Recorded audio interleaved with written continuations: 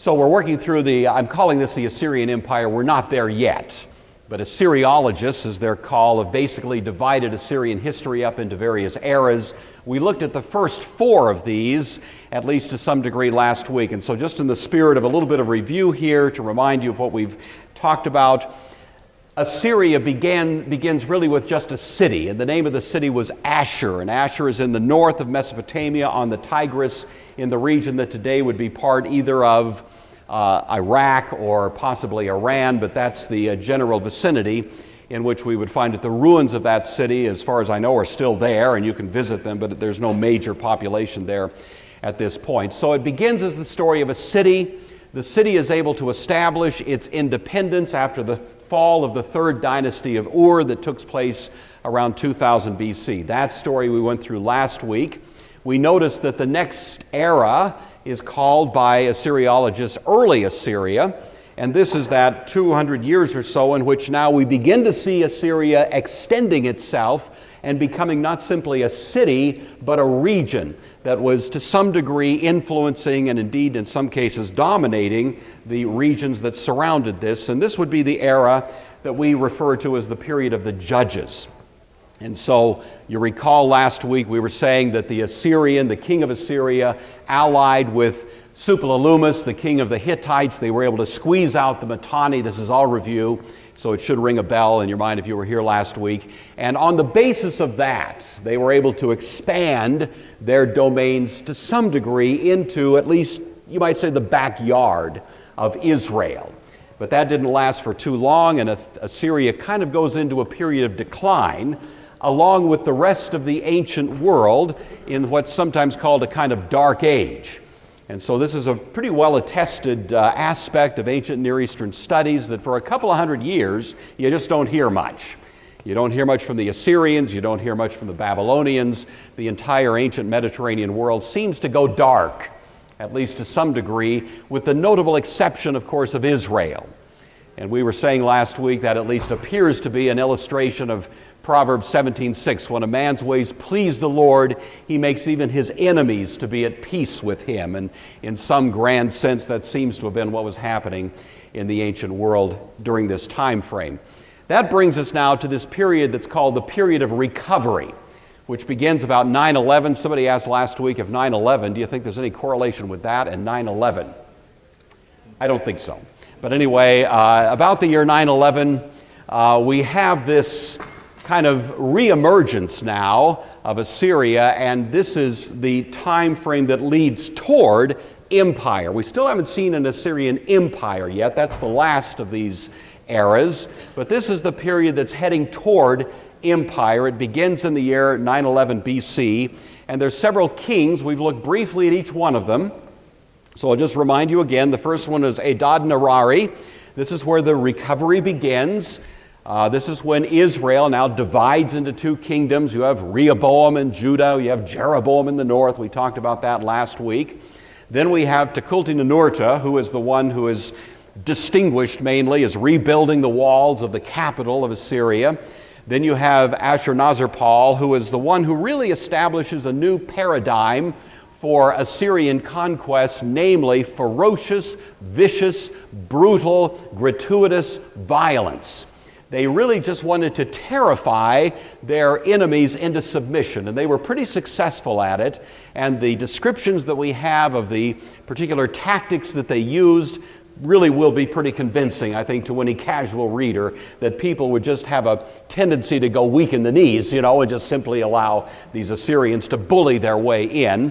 And this is the guy that really distinguished himself as establishing that as almost in a new kind of outlook altogether, this sort of violent kind of methodology.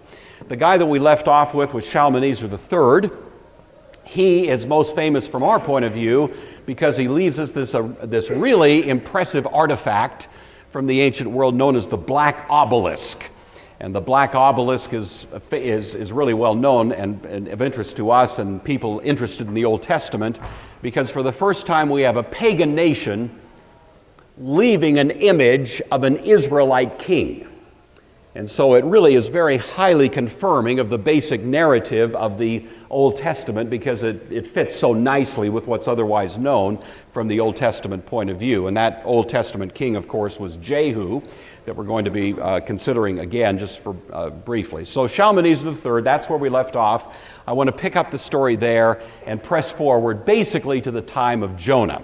So you notice Shalmaneser rules until 824, as I said earlier.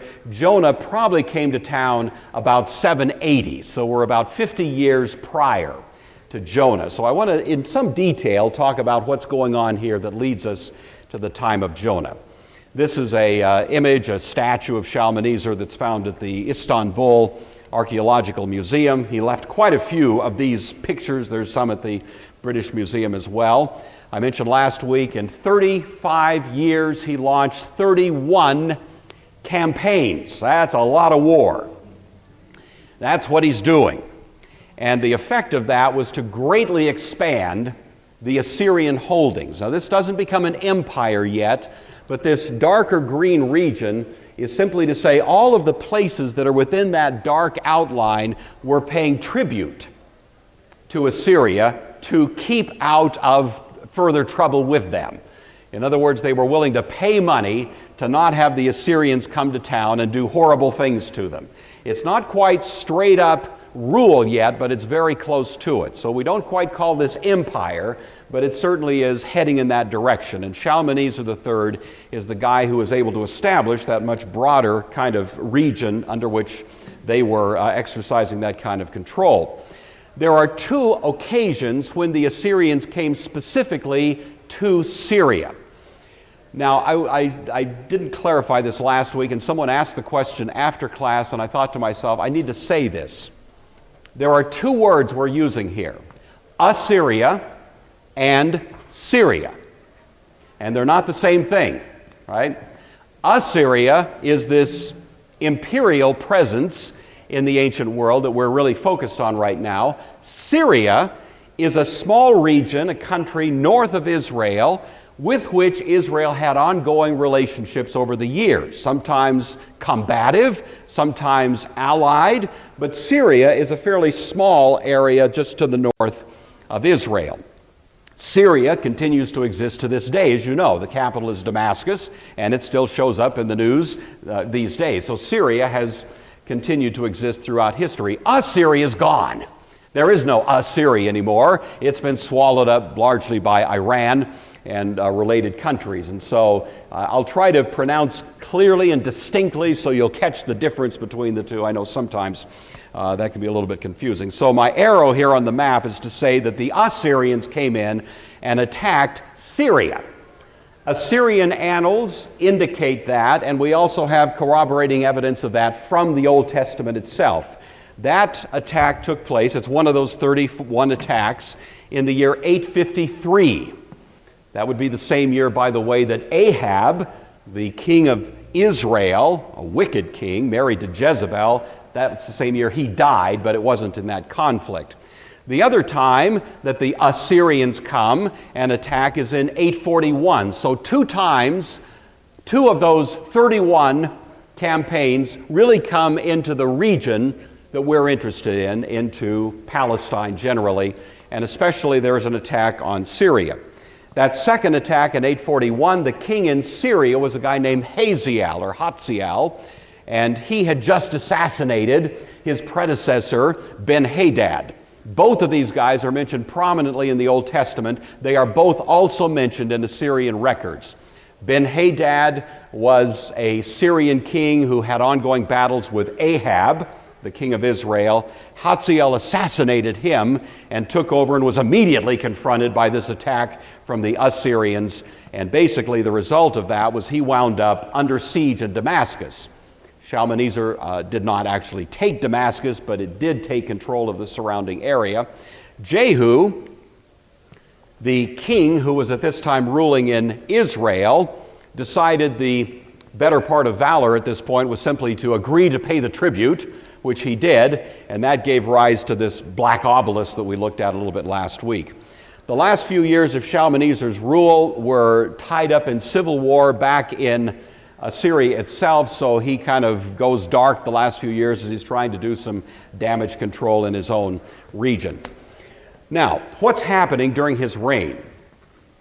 What I would like to do as best we can is, while we're thinking about these Assyrian kings, also ask what's going on with the people of God. So we're going to keep our eye on two different balls here as we're proceeding, and we'll notice the intersection of these two stories from time to time.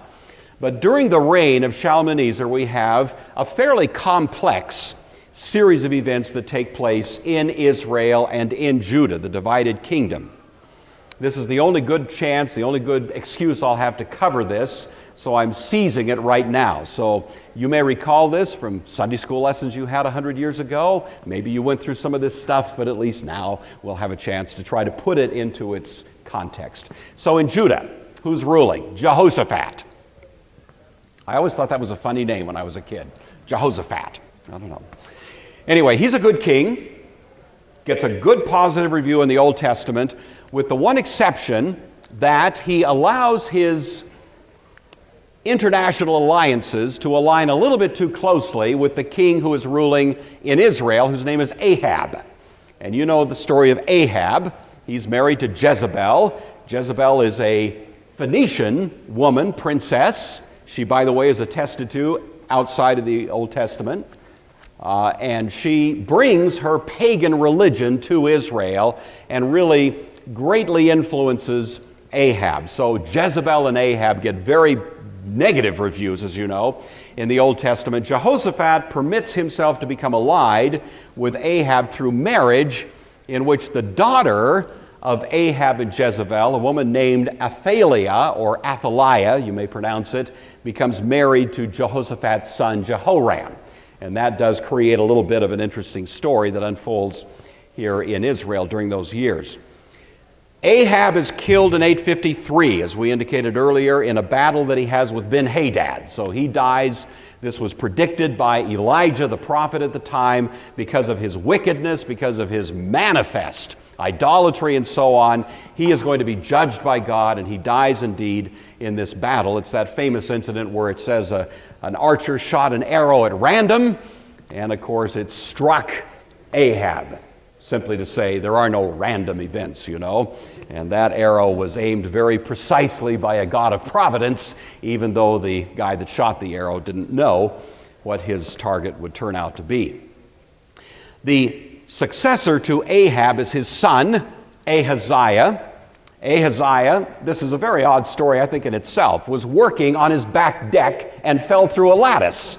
I think it was a pergola he was trying to put up there. He just fell down. And he injured himself pretty badly, and so he actually dies of his injuries. This is also just about the time that Elijah, who had been the great prophet in Israel, the first great prophet, is taken up into heaven. You know that whole story, swing low, sweet chariot. Well, he's taken up in a fiery chariot. That would be about the time frame that this takes place, during the reign of Ahaziah. Of course, the successor to Elijah is Elisha, and he will play into the story a little bit more as we go along, and as I indicate right here. All right, back at the ranch in Judah, we have Jehoram, who is the son of Jehoshaphat. He is married to Athaliah, the daughter of Ahab and Jezebel, and she is cut out of the same mold. She is a vicious woman and is every bit as wicked, I suppose you could say, as was her mother Jezebel.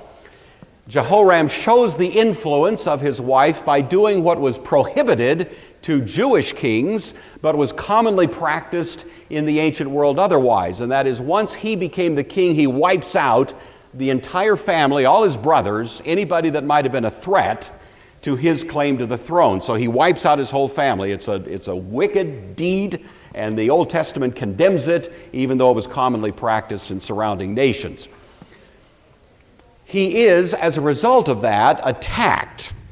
And there's a coalition of rulers that come against him, including Edom, the Philistines, and the Arabs. In a kind of united assault on Judah, they sack Jerusalem.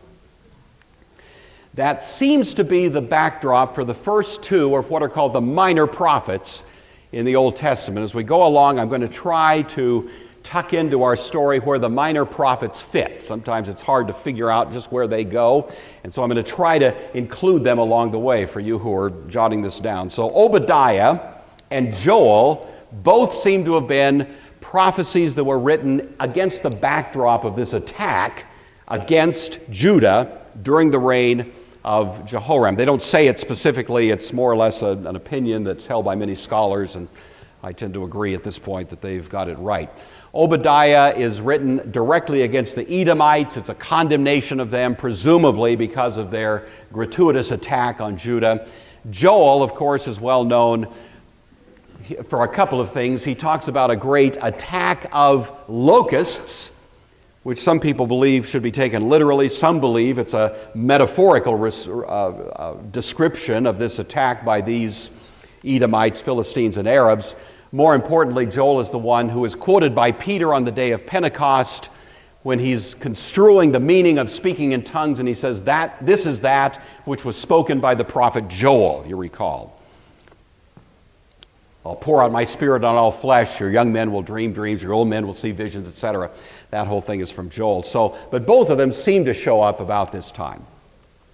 Jehoram himself died of horrific disease that goes, it's described somewhat graphically in the Old Testament, but he dies in 841. 841 is a critical year, so we'll keep our eye on that date.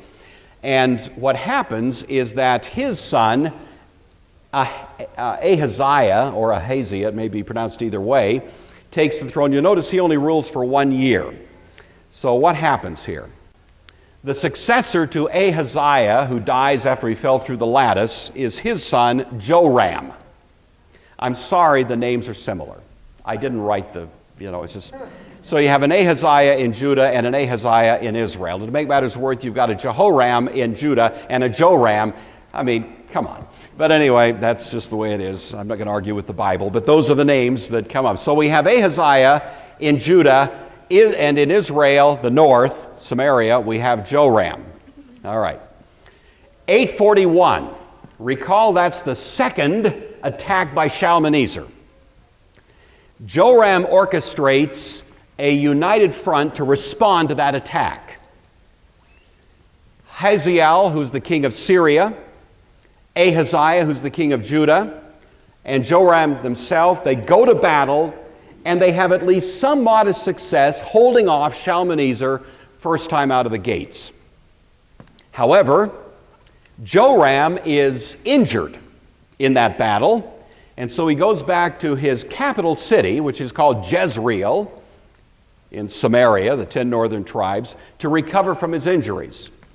While he's there, he's visited by his ally, the king of Judah, Ahaziah. Shows up with flowers and candy, you know. How you feeling there, brother? They have a little visit. Everything's going fine until a guy comes galloping up with his army behind him whose name is Jehu.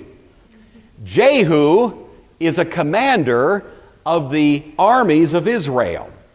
He has been anointed by Elisha and told, you need to go and wipe out the entire family, everybody that's left of the family of Ahab. They were so wicked, they left such a bad imprint on my people that I am authorizing you now, Jehu, commander of the armies of Israel, go and kill Joram and all the other descendants of Ahab.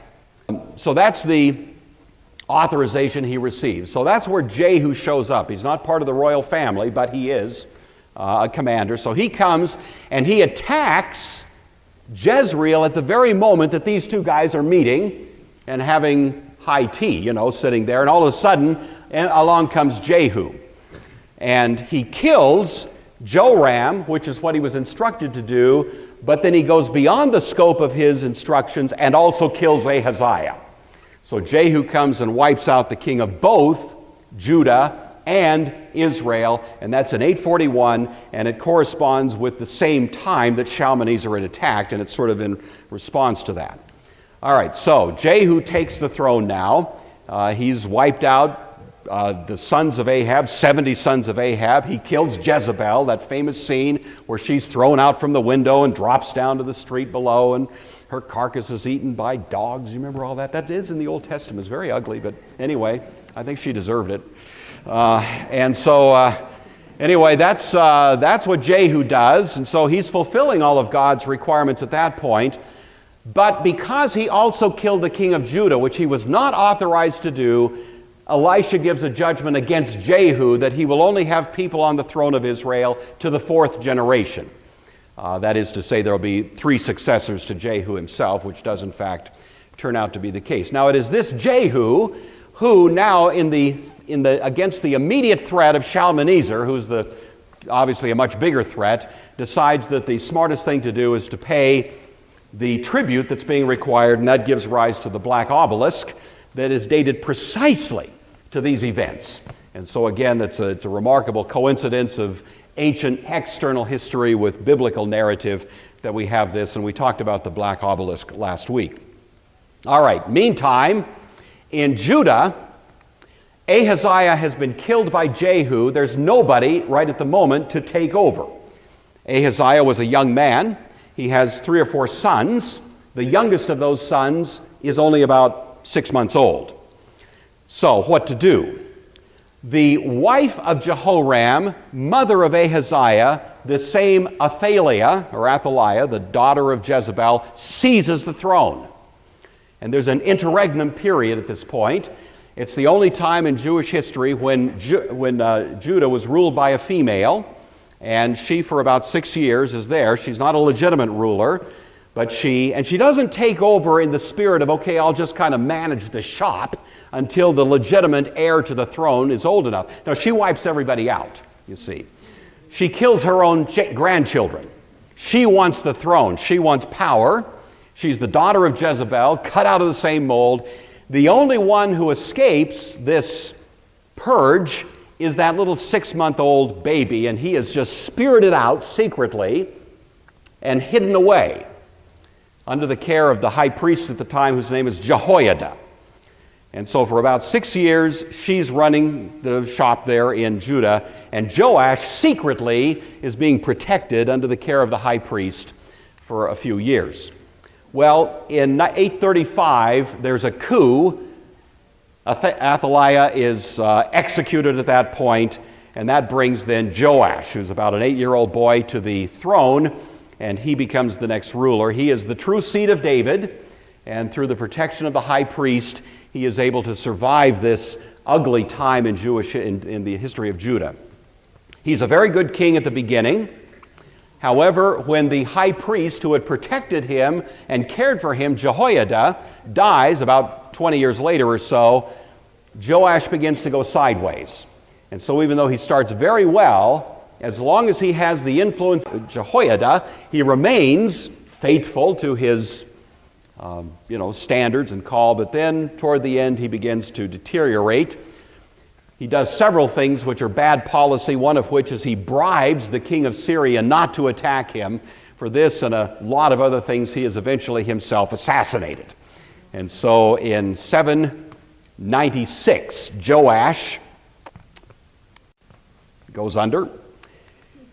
And that's the end of the events that happen among the people of God during the reign of Shalmaneser III. All right? So now the next king, the next Assyrian king, is Shamshi-Adad V. He rules down till 811. He leaves some nice pictures of himself as well. They all look alike to me, as I've mentioned, but there you are. This is a stele of Shamshi-Adad at the British Museum.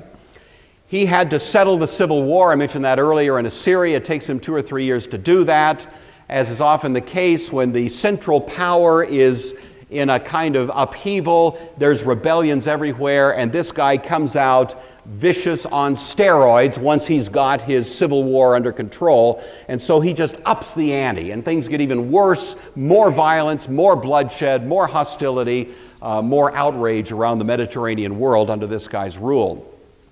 In Judah, Joash continues to rule all through this period. In Israel, Jehu continues to rule until he dies in 814. He's followed by his son Jehoahaz, rules for a few years there, 814 to 789. He is not described in much detail in the Old Testament. The main thing we hear about him is he's in constant wars with the king of Syria. So that's about as much as we can say about him. The next king in Syria is Adad-Nirari III. He rules down to 783. Remember, Jonah is 780. Okay, so he rules down to 783. He goes even further. He gets as close as anybody has to date to true empire. He imposes heavy tribute on Syria, on Anatolia, the region of Turkey there, Phoenicians, Philistines, Israelites, Edomites, the Medo-Persians, and many others. The entire world now is pretty much paying, under duress, tribute to this guy. And this is the point where it appears that Assyria is gaining this momentum to become absolutely dominant of the entire Mediterranean world. They're already dominating for sure, but they're kind of on a trajectory that would suggest that they'll become just an imperial power within a very few years. What's happening in Judah? Joash is continuing to rule in Israel. Jehoahaz dies in 789. Amaziah comes to the throne in Judah, 796. Jehoash in 789. Amaziah defeats Edomites in a war. This is a local skirmish, but he's successful. He loses a war to the Israelite king Jehoash. Interesting story. I don't have time to go into it in detail, but basically Jehoash has an ongoing struggle with the Syrians. This is what's happening kind of at home during these years. This is when Elisha reaches the end of his career, and he dies under the reign of Jehoash there sometime toward the end of his reign. The next king that comes is Jeroboam II. He rules in Israel, and it's a rather remarkable thing. He is the greatest king to rule over Israel. It's a time of considerable peace, which is unexpected. So that's part of the story we want to focus on. It's also a time of ease and some prosperity. So Jeroboam II has a lengthy reign, and probably by most people's measures, the most successful reign of all of those who ruled over Israel, the 10 tribes on the north. All right, now this brings us to Shalmaneser IV. Shalmaneser IV is the king who, by I think best measures, was the king who heard Jonah preach. He rules from 782 to 773. He has just inherited an empire which is strong and getting stronger, which is continuing to use increasingly violent means to extort from all of their neighbors the revenue that is making Assyria very, very wealthy at the expense of all of those that are under their dominion. So that's what's going on. That's what this guy inherits. And one would expect that that would be the ongoing kind of momentum of the Assyrians. And so it's very interesting. He comes to the throne. He's the son of his predecessor, that he is remembered later as weak and inept. Now, let me just say something here. He leaves us no records. All of these guys were just filling their annals with all of the boasts of their powerful, glorious conquests. Everyone was outdoing the last one. Everyone was selling himself as the next greatest king yet. And then all of a sudden comes this guy. You would think he'd be riding this wave, and he goes dark. We don't hear anything from him. What we do hear are later Assyrian comments about him. People who actually were even more violent, more warlike, reflecting back on their predecessors and say, this guy was a loser. Well, maybe he was a loser, or maybe he simply repented and decided that the kind of campaigns that have been carried on by the Assyrians were not the kinds of things that they should be involved in. This is pure speculation. I want to say that right up front. We don't have anything from this king, Shalmaneser IV, that says this weird guy came to town and preached a sermon and we all repented in sackcloth and ashes. We don't have that. We don't have any indication that Jonah was ever there. We wouldn't expect to have it, you know. This wasn't a time when detached history was being reported in the way that we've become accustomed to since the Greeks. It's just nothing. But it is very interesting, and I think at least highly consistent with a view that would suggest that something dramatic happened in the history of the Assyrians to cause them to just deflate with respect to their warlike kind of tendencies. And so basically this guy is quiet. And I'm suggesting to you, it's been suggested by others, not my private opinion, that this at least, though it's an argument from silence, I grant that, nevertheless is at least consistent with the message that we have from the Old Testament that Jonah preached, and the people repented, particularly, it's mentioned there, of their violence. So I'll let you make your own judgment about what you want to do with that. Anyway, what's happening back at the ranch? Well, Judah is ruled by Amaziah, as I was saying, and Israel is under Jeroboam II. Jeroboam II is ruling over Israel at a time of great prosperity. This was unexpected because we would have thought the Assyrians would be there giving them grief, but the Assyrians go, as I say, just go dark. They don't show up at this point, and it gives Israel this great reprieve and a time of great prosperity. Unfortunately, they don't acknowledge the prosperity very well. They don't acknowledge that it's God who's given them this. They don't acknowledge that it was Jonah's preaching and God's providence that protected them from the threat of the Assyrians. Rather, they just presume on God's grace and use it as an excuse to drift off in the direction of disobeying God, of disregarding their covenant obligations. And so it calls forth two prophets, minor prophets in the Old Testament, the first of whom is Amos. If you know anything about Amos, you know that Amos was a sheep herder in Judah, but he's called by God. He famously says, I'm neither a prophet nor the son of a prophet. But nevertheless, he goes to Israel and he preaches against them, specifically with respect to the kind of casual life that they're living, this time of prosperity and ease. He condemns them for being at ease in Zion, that famous line that comes from Amos. He also refers, I think somewhat humorously, to what he calls the fat cows of Bashan.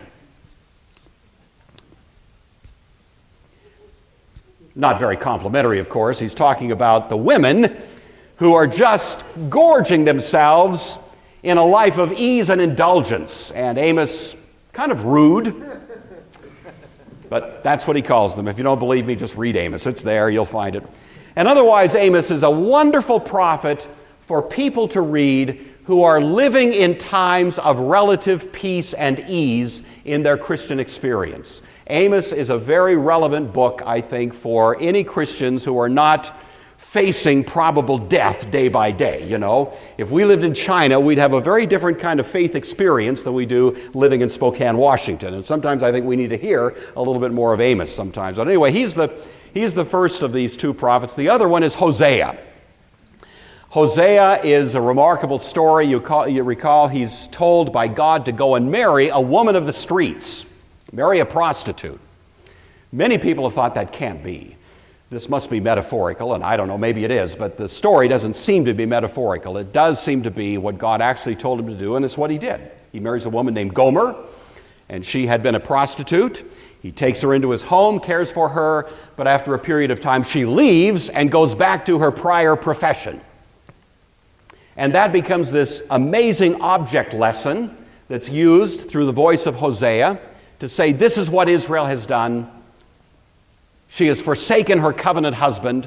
She's gone back to the streets, back to a kind of spiritual adultery and idolatry. And the story of Hosea is, in a sense, intended, calculated to say this is what God is dealing with his people. And so both of these, called minor prophets, Amos and Hosea, are prophets that come to Israel during the reign of Jeroboam II. All right, so that's the story with Shalmaneser IV. As I say, we don't know much about him. He just seems to be a quiet kind of guy. Interestingly, his successor is very much the same. Very little is known of his rule. He's very quiet. And so we have, once again, kind of, all peace on the Western Front here. In Judah, the next king is Amaziah. He's followed by Uzziah. You may recall that Isaiah the prophet was commissioned to be a prophet in the year that King Uzziah died. So we're getting close now to the era of Isaiah. This is in Isaiah chapter 6. Uzziah was a pretty good king, but of course he arrogantly presumed to enter into the temple on one occasion, wanting to play the role of the priest even though he was a king. You're not supposed to confuse those offices in ancient Israel, and for that God struck him with leprosy. He died a leper. You may recall that story of Uzziah. In Israel, Jeroboam II rules until 753. He's followed by Zechariah, who rules for a few months. He's the fourth generation from Jehu. He's the last king of the line of Jehu. He's followed by Shallum, who reigns for about 6 months, followed by Menahum, who reigns for about 11 years. Okay, just to kind of connect the dots, remember that Israel, the 10 northern tribes, are deported by the Assyrians in 722. So we're within about 20 years of the deportation of the 10 northern tribes.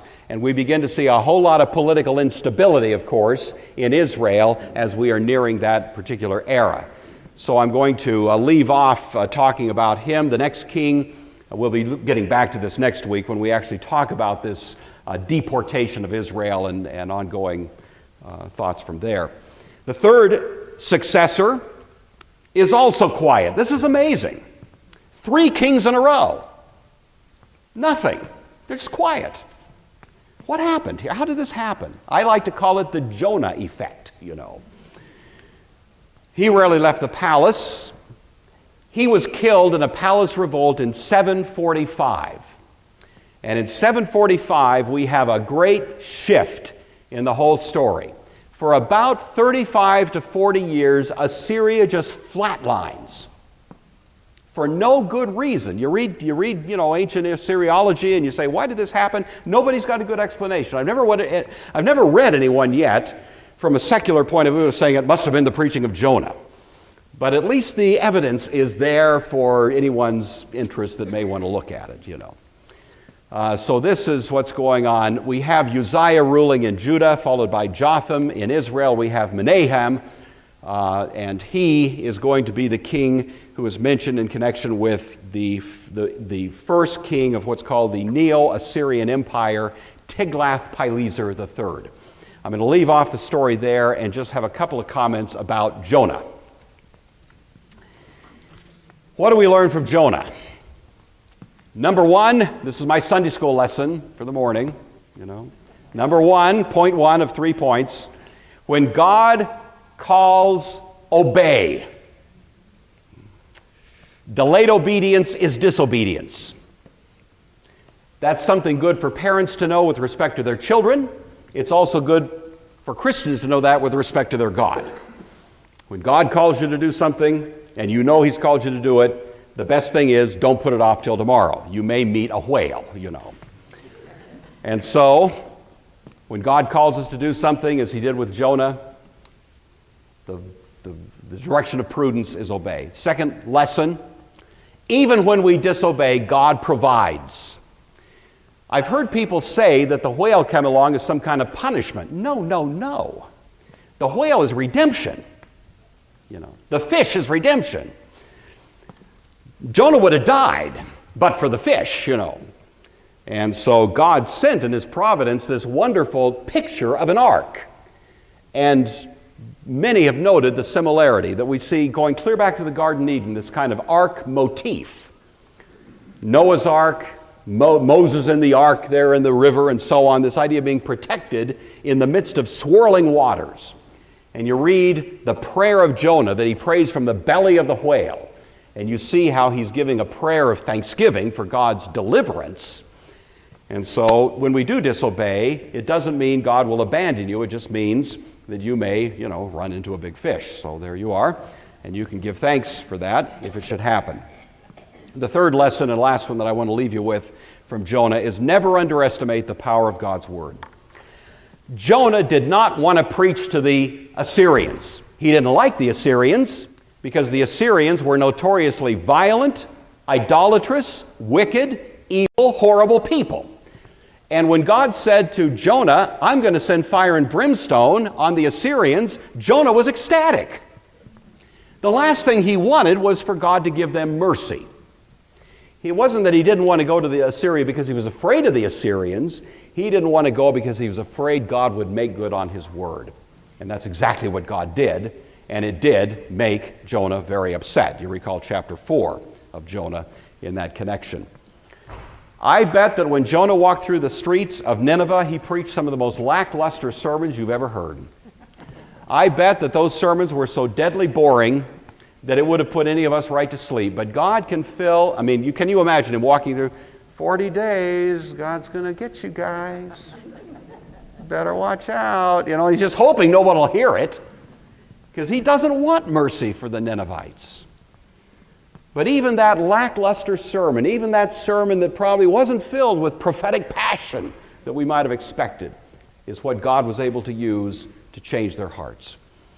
Make God's word part of your conversation. When you're talking with your family, when you're talking with your coworkers, when you're talking with your friends across the back fence, shoveling snow, whatever it is, when you have an opportunity to incorporate, even in the most innocuous fashion, references to the Word of God, never underestimate how powerful that can be in the lives of those who hear it. God's Word does not return to him void. You don't have to be eloquent, you don't have to be, have the whole Bible memorized, but we all know enough of the Bible to incorporate, to just pepper a little bit of it into our conversation. And you can bank on the fact that God will use even those modest incorporations of his word to accomplish things in the hearts of the people that you encounter. And I think Jonah, at least to some degree, teaches us that as well.